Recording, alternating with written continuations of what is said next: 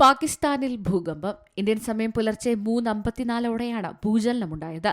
മധ്യ പാകിസ്ഥാനിലെ മുൾട്ടാനിൽ നിന്ന് 149 കിലോമീറ്റർ പടിഞ്ഞാറായി ഭൂമിക്ക് 10 കിലോമീറ്റർ താഴ്ചയിലാണ് ഭൂകമ്പത്തിന്റെ പ്രഭവ കേന്ദ്രം. റിക്ടർ സ്കെയിലിൽ 5.3 തീവ്രത രേഖപ്പെടുത്തിയ ഭൂകമ്പത്തിൽ ആളപായമോ നാശനഷ്ടങ്ങളോ ഉണ്ടായതായി റിപ്പോർട്ടുകളില്ല.